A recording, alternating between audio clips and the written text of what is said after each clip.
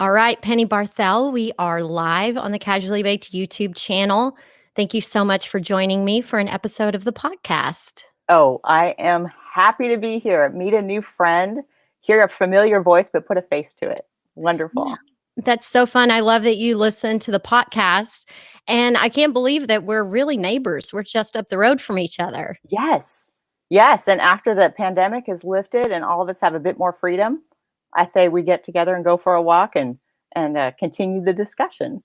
Yes, we'll have a phase 2 podcast in your cannabis garden. How about Ooh, that? yes, for sure. So, Penny is a certified cannabis horticulturist. She is an author, a nutritionist, a recipe developer, and we're here to talk about parts of her new book, The Cannabis Gardener, which is now available for purchase anywhere books are sold.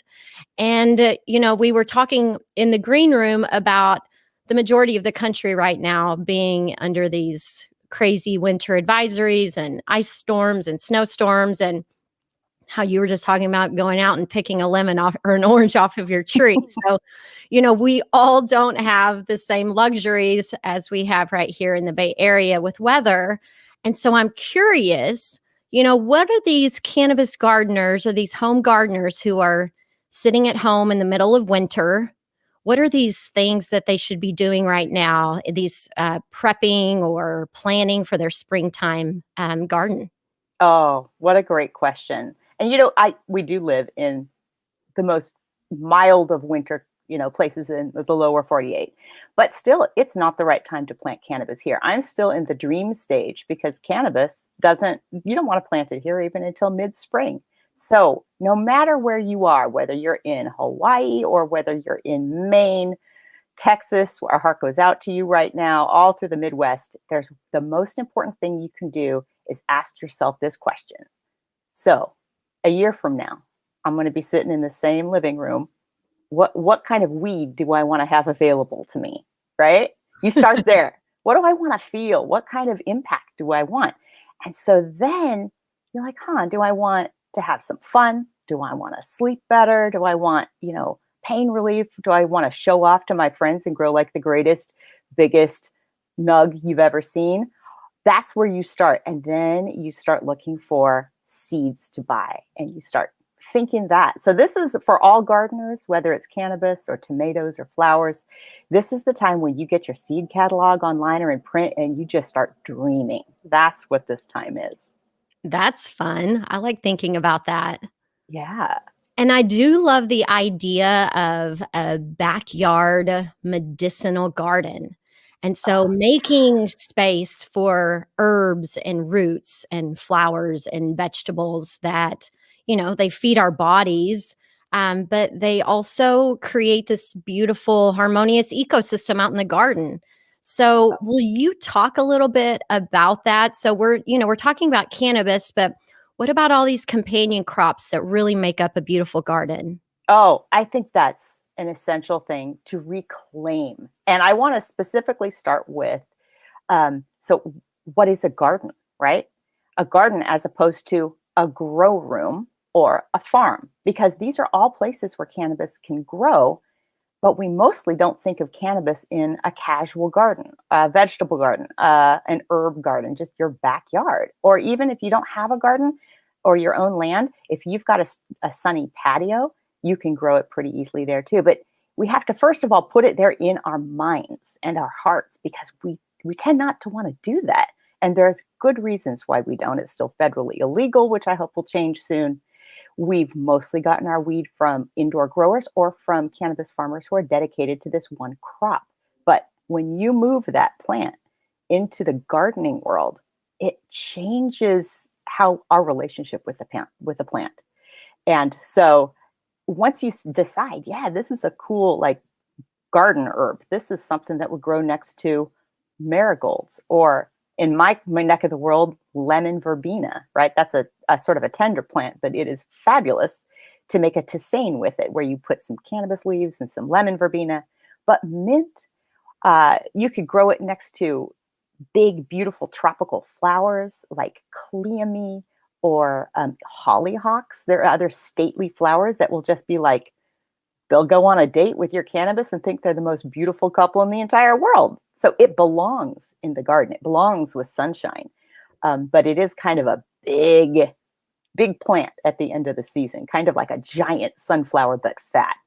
Yeah, Yeah. I love that, and, you know, I have friends that when they come over or when they used to come over, they would bring me flower from their gardens, and you could really, really tell in the terpene profile what their garden mate had been. Like one friend, she had planted one of her cannabis plants by roses, and it had such a beautiful nose on it. And I just thought, how fun is it to have the space to be able to really imagine, you know, what you would want your cannabis to, you know, look and smell and taste like, and be able to be empowered to have some input into what that final product would be. Oh, absolutely. And I mean, and here's just a little hot tip. When I was at Oaksterdam, that's where I went to cannabis school, one of my teachers was describing the difference between indoor grown and outdoor grown cannabis, because I think there is a lingering bias in the commercial cannabis world that indoor grown flower is somehow superior. It's better for a number of reasons. Um, he countered that and suggested that one of the things that was so cool about cannabis grown in full sun is that it had a fuller terpene profile. And that makes sense. Sunlight is full spectrum light. There's also other things out there that are stimulating your plant. From the plant's perspective, they're bothering it. And so it's responding by making more of these wonderful biochemical agents, the terpenoids, the cannabinoids, to protect itself.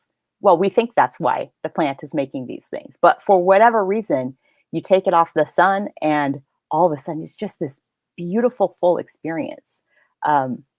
And so, yeah, when you plant like other things next to it, the plants are mingling in their root base and they're constantly communicating with each other, oftentimes through the mediation of soil fungus. So they're literally connected through soil fungus in the soil. And you got to wonder that complexity is informing what's going to end up in your flower, right? Yes, absolutely.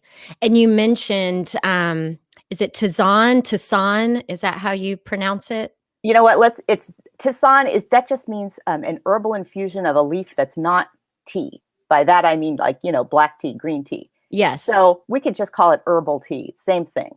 Right. And so my first experience with that was knowing experience of that was being at a coffee shop in Amsterdam where, you have your smoke, but there's no alcohol allowed. And so I had fresh mint Oh, with just this hot water. And I just thought, okay, how simple is this? And it's the most delicious thing ever. And oh, so there's yes. the simplicity of having a garden and being able to just, when you're big leafing or whatever, when you're, just being able to take these leaves and immediately turn them into medicine, I think is just magical. Oh, it is. It's magic for your body and it's magic for the senses. Like I have a really small garden. So I grow a lot of plants and I can in part because I live in an area that allows me to grow things throughout the year. So I have that little advantage. But then just knowing and being intentional about what I plant, you can grow so much, especially herbs in the tiny little area. And I got to say, my favorite is both mint. I got several kinds of mint in my garden. I grow lavender here. I have some beautiful lavender that's blooming. And I have lemon verbena, my three favorite herbs to throw in with fresh or dried cannabis. I save the little sugar leaves and I either use them fresh, sometimes I freeze them so I preserve that terpene profile right like it's in the garden, or all throughout the spring and summer. I just pick little leaves off, throw them in my pot, and it's just delicious. I call it terp tea because you lose the minute you pick flower and you start to dry it. The lighter terpenoids are the first to go. That's why it's so smelly when you're drying it. They're being lifted, they're evaporating from the surface of the plant. But boy, that's something you can't buy. You have to go grow your own leaves, and it's just not that difficult to do. But you have to do it. Yeah, absolutely. It takes effort. So you mentioned the freezing of the leaves. So if we want to do that to create a longer shelf life, what's the best way to do that? Oh, it's really simple. You would pick whatever it is you want to freeze. It could be tiny little budlets that are just too small you want to thin your plant out. I often freeze those. Small leaves that are healthy.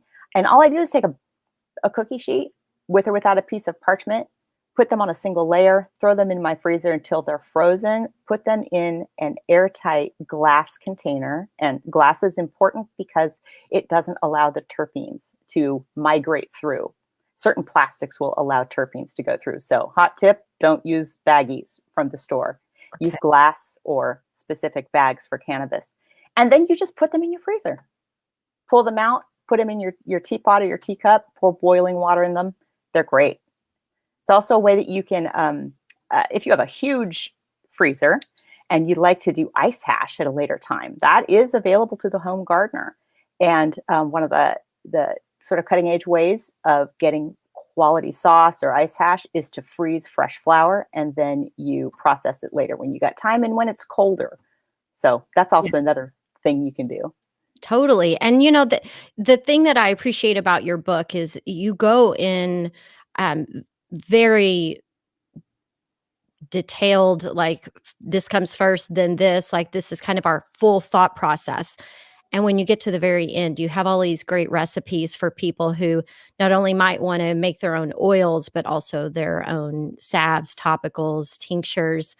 And, it brings everything together. So we don't have to go into a lot of the details about all that because people can purchase the Cannabis Gardener, which, by the way, the photography in that is absolutely beautiful. Oh, thank you. And I'm just going to give a shout out to the photographer. Her name is Erin Scott. She cut her teeth and she's a phenomenal food photographer. And she and her team decided to dip their toe into the cannabis photography. And I think she is phenomenal. She was wonderful to work with. Nice. I love that. So, okay. So we're prepping, it's winter time. We're prepping for our springtime planning. One of the things you touch on in the book is these things are going to be a little bit different for people based on where they live, what their growing season and cycle is like.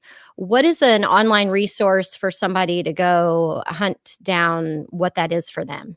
Oh, that's a great thing. So let's talk about your climate. First of all, cannabis is an annual. So that's for everybody. It's not like you can plant it and it'll just stay in your garden forever. No, it lives, grows, and dies in much less than a year, 6 months in some places. It actually does best in a temperate climate. So not the tropics. We think of it being sort of tropical. It's not. It loves it in a huge swath of below and above the equator. So you're not behind, first of all. It's winter and that's okay. All cannabis wants to be a seed right now. It's just sleeping. So no one's behind. Once you figure out I want to grow cannabis, know this. You can probably grow it unless you're in Antarctica. I'm going to just go out and say it. You can grow cannabis. It will grow there. We have a strong listener who lives in Antarctica, so we're cool. Yeah, we have a couple of Russian scientists a little disappointed right now. Well, that's okay. So knowing that, though, there are a couple of things that you got to keep in mind about your climate. First of all, I'm going to ask, what's your legal climate? I advocate being able to grow legally. If not, we're working on it. Check out normal. Let's make it legal. Let's assume that you can grow. Okay. I advocate growing outside for a number of reasons. It's where all plants need to be. They eat sunshine. They make their own food. So outside. Where outside? Here's the chief determiner. Do you have 6 hours of direct sun per day throughout the growing season? More is better. Cannabis are huge plants. They eat a lot. So that means they need full sun. So that's a key thing. And then, of course, we'll get to soil later. The key thing is, though, where do you live? Are you living in where it's a super hot climate in the summer, like Sacramento? A lot of part of the West has really hot summers. That's going to help you to choose a cannabis that has more perhaps sativa origins or a tropical climate origin because it's going to be more resistant to heat. Let's say you live in a place that has gorgeous growing weather, but it's really got a short growing season. Let's say the parts of Canada, even Southwest Alaska or mountain states, parts of Denver, and you have a short growing season, I might suggest something called an autoflower for you. And for the rest of the country, there are just, you can grow, most cannabis will do fine. So, Yeah, and Autoflowers, I had first seen that whenever I was in the Netherlands, and they have definitely, become a hot conversation with newbie gardeners and people that are doing this stuff at home. So, Autoflowers are a great choice for people who, like you said, have shorter daylight growing cycles, but then also somebody who wants to kind of set it and forget it almost. yes, autoflowers are nice plants in that they start blooming in the fall, not based upon what's happening with the light. That's called a photoperiod plant. But they just start blooming after a certain number of weeks. That's actually, ironically, that is a plant that does super well in both Juneau, Alaska and Honolulu, Hawaii. And you're like, well, what? Hawaii? What's there? Well, Hawaii is a cool climate. We love it. It's just warm. But the problem is it doesn't have a lot of variation. So cannabis plants that start growing there aren't triggered to start flowering with much robustness. They tend to sort of just kind of keep growing and they flower, but they're not so enthusiastic about it because, frankly, they don't feel like they're going to die anytime soon. Yeah, they're not in any rush. They're like, why? The weather's fabulous. I'm not going to bloom. Well, okay, cannabis, but Yeah, that's so a good that's what point. it's good for. Um, One thing too, how hot, how moist is your summer? So one of the common problems with cannabis is powdery mildew. And if you're in Maine or even in a foggy climate, like here in the Bay Area, powdery mildew can be an issue. So having a plant that has more indica genes can be helpful there. They tend to be more powdery mildew resistant. But whatever it is you do, there are some fabulous resources for finding good genetics. And that means good breeding. I really love Humboldt Seed Company, if it's okay to say that brand. Um, Absolutely. I'm a fan of Humboldt Seed Company myself. yeah, they produce they have just a nice quality seeds. They have clear genetic lineage. It's a strong breeding program, and they have a wonderful website that will just help guide you toward finding both the cannabinoids that you're looking for and how long the growth season is. So if you've got a long season, like days to maturity, that's a signal for those of us in a luxurious long growing season, good to go. If you are in a marginal climate, you might go for a shorter number of days to maturity, and that'll help you choose a plant that's going to be good for your climate. The USDA has zones. That's a good thing to look at. Out here in the West, because we have such sort of unusual weather patterns, there's the Sunset Western Garden Guide that's real helpful for finding that little microclimate where cannabis can thrive the best. Awesome. And, the other thing I'll add about Humboldt Seed Company is that, you can get feminized seeds and feel good about it and, not have to do all of that guesswork on your own, especially if you're a newbie. So Yes. let's talk a little bit about seeds versus clones for the, backyard gardener. Oh, When are yeah. seeds the best choice and when are clones the best choice? Okay, that is one of the chief questions. I think it's important to understand that seedlings and clones, and by the way, these are some seedlings. Nice. You I got show happen and tell. I love Here it. they are. Hello. I rescued these actually from a friend's garden who had some growing sort of feral in her yard. I needed them for an upcoming video that I'll be shooting. It's still a little early for me to crack seeds. So let's talk about seeds versus clones. Cannabis are annuals. So that means that plant grows from a seed and to the end of its life in less than a year. And yet, many of us are accompanied or accustomed to growing from clones. So let's talk a little bit about what the difference between those two things are. A seedling is, I think, pretty self-evident. It is its own unique little tiny plant. You put it in the soil, the root comes out, the little branch comes up, the little halves of the seed open up, they turn into these things called cotyledons, and then you get a brand new plant. It is genetically unique. No other plant exactly like it in the world. So a clone, however, is not that. A clone is essentially a rooted cutting. That means you've got this mother plant. It's beautiful, it's healthy, we like it, it's got good genetics. So we take a snip off the little branch tip. That branch tip gets in soil, it starts rooting, and so it starts growing again. But it is not a unique plant. It will never have the robust root system of a unique plant. And although it's in a vegetative state, it's still sexually mature. And so it has some pros and cons. Seedling, I'm going to just say if you've got access to actual good garden soil, you're going to have a hugely more robust plant. It's going to be more forgiving in terms of having light or temperature dips. A seedling is tougher and more resilient. You do have the variability of genetics, however, so that's that. And regarding seedings, cannabis plants are sexed. They're boys or girls, with a couple of rare exceptions, but for the large part, they're male and female. And as we all know, we want to end up with unfertilized female flowers at the end of the season because we're growing that big, beautiful, not seedy flower bud. So for that reason, you can either grow regular seed and then figure out if they're boys or girls and deal with that appropriately through two different ways.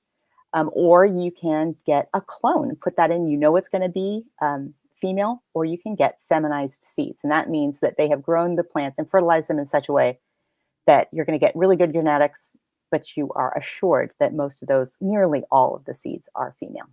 So I advise my home growers to grow from feminized seeds. I think that is, frankly, the easiest thing to do. It's easier than clones.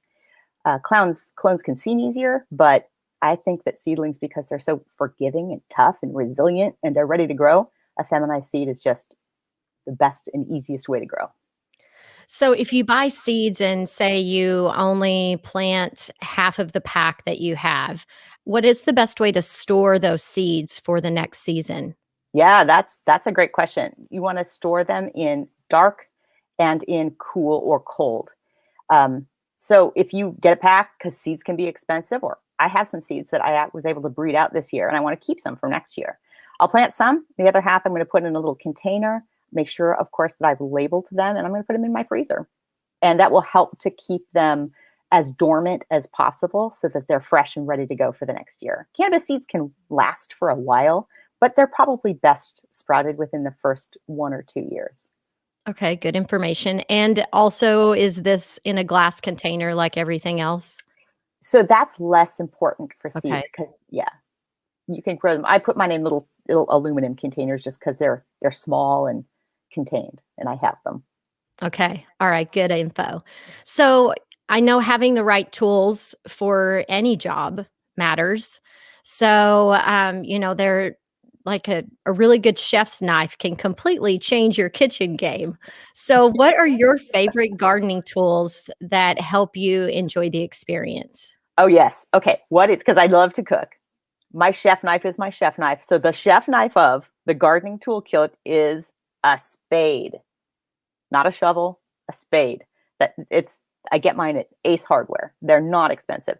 And the reason for that is because it's got a nice blunt cutting edge, D-ring spade. I can just get in there and really turn my soil, because soil is hugely important. It is where your cannabis gets its micronutrients. It makes relationships with the fungus and the other plants. So my spade is the number one tool. Honestly, that's the only tool. If you bought one tool, you can get away with doing all your cannabis gardening with a spade. Second would have to be my Felco pruners, these little pruners, because you'll be doing a lot of clipping at the end of the season. All right. So you were just talking about the soil. So I want to go to in chapter 3 of your book, you discuss the 4 vital elements of cannabis gardening. You say sun, soil, airflow, and water. Oh, yeah. So if you could go through those 4 things and give us like our high level takeaways, that'd be rad. Absolutely. Okay. Cannabis, like all plants, needs to grow. In order to grow, it needs, like all living things, it needs water, it needs food, it needs certain nutrients. And then it needs to have carbon dioxide. It's the plant's oxygen. It takes in oxygen, leaves that, or it takes in carbon dioxide and leaves us with oxygen. So regarding, let's talk about sun first. We touched on that. Full sun.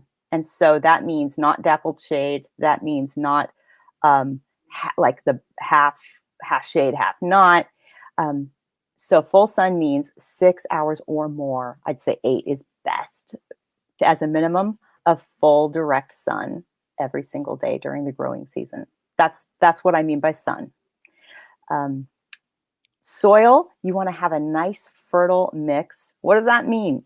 For a gardener who's never gardened before, how do you know what your soil is like? Well, I go through some details in the book, but it should smell sweet and good. You should be able to get a nice handful of it, smash it in your hand. It'll hold together, but it won't form like a paste, like clay. So if you're in doubt, add compost. Compost is just material that's really rich in biologicals. You can also add a little bit of soil microbes that are often sold in gardening stores. So that's soil. Yeah. And I think too, for soil, just if you're going to be a gardener, you should be composting, period. It's Yes. just part of the game. It's part of the cycle. And Yeah. so do you have for, people that are maybe in smaller spaces, what are some of the ways that we can compost efficiently without having dogs and critters and shit everywhere? Yeah, and space, especially if you I have a really little garden, and it's pretty optimized for its space. So I do tend to go to my local place to get their homemade compost. So I outsource that. If you had a little bit more space, compost is like gardening gold, and it's free. All you need is essentially a pile, and compost happens, right? It's just going to happen naturally. There are little contraptions you can get that are lots of instructions for that online, or in garden stores can help you out with that. So compost is number one. If you are a curious person, though, and you want to make good use of your food scraps, you can't do better than worm composting. So you ever heard of that? Yes, but talk about that a little bit. Oh, you do. Worm composting it's super cool. You create a little home, a little community for worms. Oftentimes they're called red wrigglers. And then you have another bin below it. Well, your worms get in there and they make their little house together, and they squirm around and they eat your food, and then they excrete worm castings. That's the polite word for it. It's worm poo, and it is amazingly rich in wonderful microbes that are so good for your plant.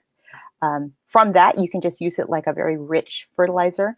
One of the more popular things to do with worm compost juices is to make compost tea.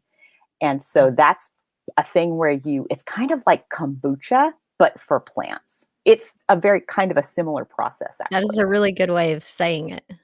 So you can spray that on your plant, and that's a nice thing for a very compact garden. You could do that honestly on a patio if you it's just a couple of like plastic bins that stack, and then you can use it.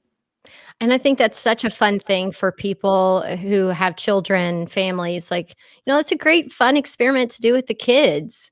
Oh, Get them yeah. involved in, playing in the worms and just playing in the garden together. That's one of my favorite things about Joanna Silver's Oh, Instagram is seeing her and her son interacting out in the garden. It's the cutest thing ever. oh, I love it. It's fun for me to see JoJo or Joanna and Simon doing that, because I did that with my son years and years ago, and uh, it's great. He really values food and plants, and he's a musician, and it's nice to sort of see all that nurturing, because you know what, when you're out in your garden, you're growing plants, but I would suggest that you yourself are growing when you're in the garden. I think it's deeply important for our souls, for our psyches, to get out there in nature, especially during the pandemic when we're cut off from each other socially. It's not how humans are meant to live. And there's something about being with plants that is just at a really deep level nurturing to ourselves. So it's a mutual, I think it's a relationship. I say that I like to step out and go have conversations with my plant friends in my garden. They're it's a little woohoo, but you go out there and you touch them and you see what's growing, you smell the rosemary leaves or whatever it is. Even, I know it's winter, but if you can go up and look at the beautiful branch structure of a local tree, smell that snow, it's amazing. And Yeah. soil is a key part of that. Water. Let's talk about water. So out here in the West, it is dry in the summer. So east of the Rockies, it is wet in the summer. So cannabis grows during the growing season, spring through fall. So here in the West, we do need to make sure they get adequate water. They're not water hungry, but when they're actively growing, they do need consistent watering. That's an important thing. They're pretty tough plants, especially, and this is where seed-grown plants versus clones will really make themselves known. Out here in the dry West, those seedlings just put these deep roots down, and they just find whatever soil they need. Clones just aren't able to do that as well because they don't have a taproot. They are a rooted cutting. So seedlings tend to be more resistant to drought. On the East Coast, you just got to make sure, or in the wet areas in the summer, make sure your plants have adequate drainage. You never want cannabis roots to be sitting in stagnant water. So for you, I might recommend a raised bed if you're not sure of your drainage. So consistent water, moist, seedlings are tough. They're going to live through crises. Yeah. Well, and I'm asking this question because, I try to idiot proof things. So are there certain times of day when it's best to water, or a certain style of watering that makes the most sense? Oh, that's a great question. I do cover this in the book. Okay. And this is good basic gardening information. So this is pertinent to all plants, not just cannabis. And you want to remember what you're watering. You're watering the soil because that's where plants take up the moisture. I tend to keep my leaves dry. So soaker hose, I water with a hose and just a nice gentle sprayer because I have a small garden. If you have a watering system set up, make sure that it's one that's set to soak the soil, not spray the whole yard. That tends to be appropriate for lawns, but little else. And so I would recommend soaker hose if you don't have one, especially one that's safe has been made with chemically safe products. Yes. So that's an important distinction. Hand watering personally is my favorite way to do it. And the reason why is that it gets me out there. It gets me up close to my plant. And one of the best ways of keeping your garden healthy is you noticing what's going on. You are the best compost for your plant because you're going to get in there and notice things. Oh, look at that. What's this? Is that an aphid? Well, I can handle that. Do I see powdery mildew? Well, I know what to do with that.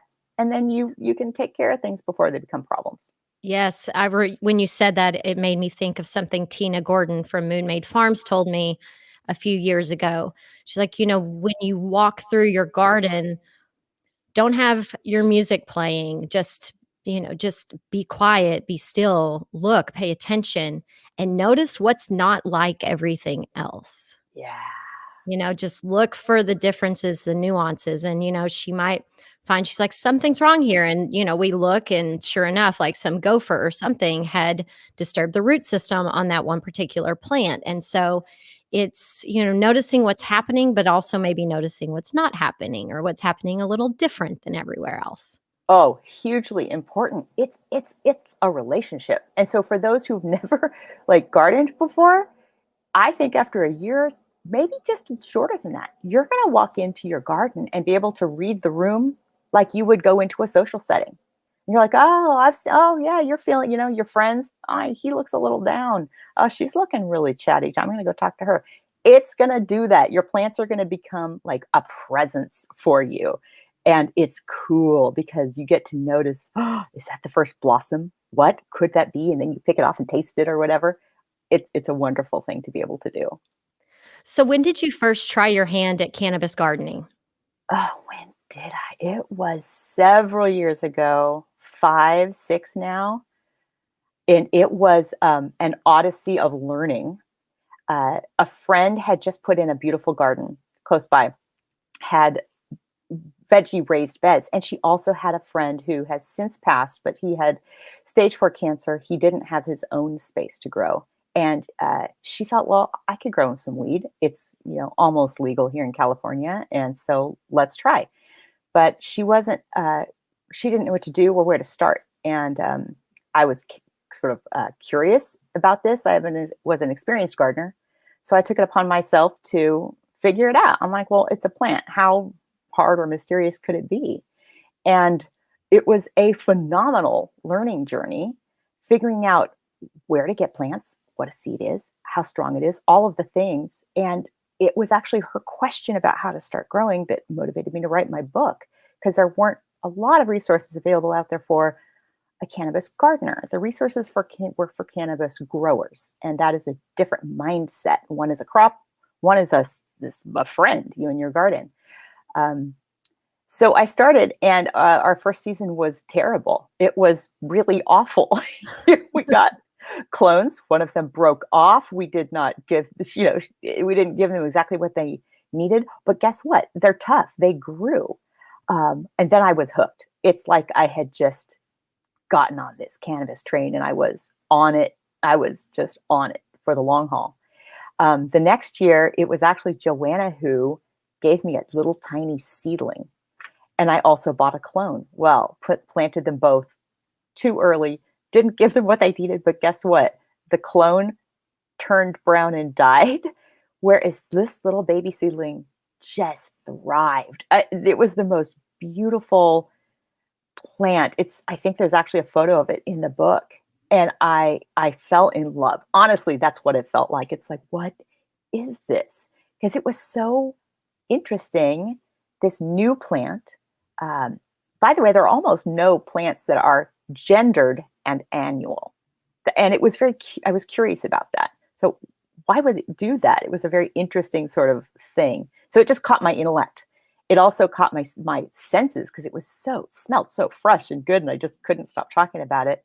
And then at the end of the season, I got this fabulous medicine that made me feel better. So I'm like, okay, so everyone has to grow this now. So it was this enthusiastic attraction to this plant. And I found that a lot of my friends did too, and they just didn't know where to start. Yeah, and I think that's one of the things that is so rewarding about, gardening in general is, you go outside and you see a pepper or an eggplant or the tomatoes growing and you're so excited to have it and share it with people. And to me, cannabis is that on an 11. Oh yes, this is the plant that goes to 11. Yes, for sure. And the sharing that goes along with that. People trade seeds, they trade methods of growing. I've had friends who love to grow. My friend Nevin, who's also my compost tea guru, by the way, he's got a worm compost bin. So he gives me compost tea, we trade.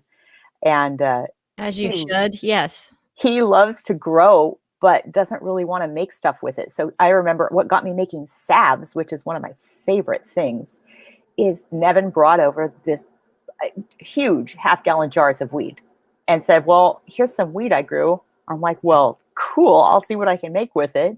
And that got me on the road of concentrating it and putting it in salves. And it is one of my go-to favorite products now. I just call it Magic Salve because it seems to just take care of a lot of skin issues. So, that trade, that community, cannabis connects us. It just connects us to each other in a way that I think is amazing. Yes, I love it. I was going to ask you what your favorite part of cannabis gardening is, but I feel like you just answered that. It's got to be the connections. I'll say that my favorite, I'll say the one little special thing that you can only get by growing your own cannabis is being able to go out there and enjoy it throughout the entire growing season. After it gets a little bit of bulk on it, you can go and pick off little leaves and put them in a smoothie. You can chiffonade them and put them on a salad. I learned that trick from a friend of mine who is a nurse. She's a cannabis nurse. Her name is Nurse Susan. She's got a fabulous app that helps to decode, well, here's my symptoms and what cannabis might help me. And she likes to take her new little cannabis leaves, chiffonade them, and put them on a salad like an herb. And I grew some Willie G's Lebanese this past year. And I tried it, and it was delicious. And then it also, like, wow, I feel better. That was nice. Even just the leaves, there's enough in there. So that's something you can't really do unless you grow your own plant through the season. So I'd say start there. Yes, and the actual taste of, the leaves in a smoothie or, those flowers in a smoothie, that packs an even bigger punch than the leaves.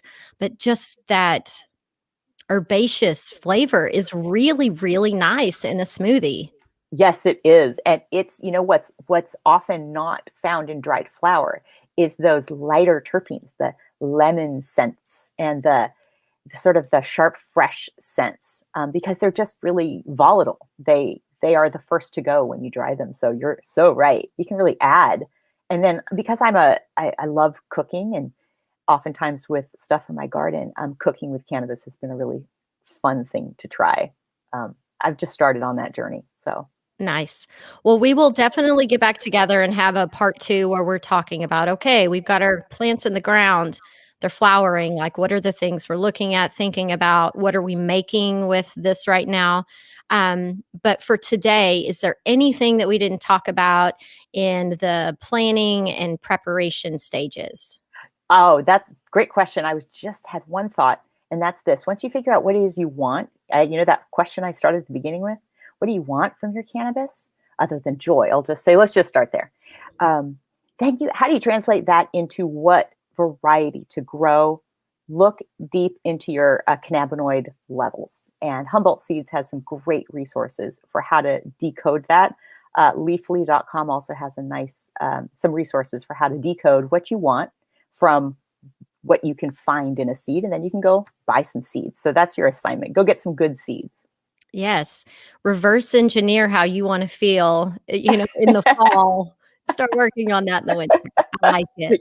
Exactly. And I'll be sure to include in the podcast show notes some of the links to Humboldt Seed Company and other people that carry their seeds that you can get a casually baked discount on, because cannabis seeds are a little higher than your average tomato seeds. They are. They are. Well, Penny, thank you so much for joining me today, and I'm excited to see what people come up with. My sisters and my family in Texas. I messaged them this morning, and I'm like, "Do you have any gardening questions for me?" They're like, "We don't have running water or electricity. We don't have time for this, Joanna." It's true. We're a little preoccupied with survival right now. Yes. Well, I'm gonna look over here in the notes and see, Peter has sent us a couple of messages. He said, "I've been a smoker for over 20 years. Last year, I decided to grow, planted some indoors under LED grow lamps and some outdoors. Outdoor won by far." So, Oh, nice. Thanks for that. yes, he Good luck with started. your grow. Yeah, let's see. What else does he have? Does he have any questions? Yeah. All right. I've started my berry indoors this year, ready for UK spring, end of March. So he's growing in the UK. So he definitely is dealing with the shorter sunlight situation, right? Yes. And you know what? Let me just say this out of a great deal of compassion. There are some communities that have legalized it for adult use, but they still prohibit outdoor growing for a number of reasons. There are a lot of interesting, tricky political things. So, blessings to you. If you really do have to grow inside, no judgment. We will hopefully be able to daylight this plant around the world. But until then, you just keep growing as you can. Yes. And so somebody who says that, like he says, I've not had a plant that's grown in less than 4 to 5 months, though. So that's definitely the auto flowering um, Yes. would be the answer there, right?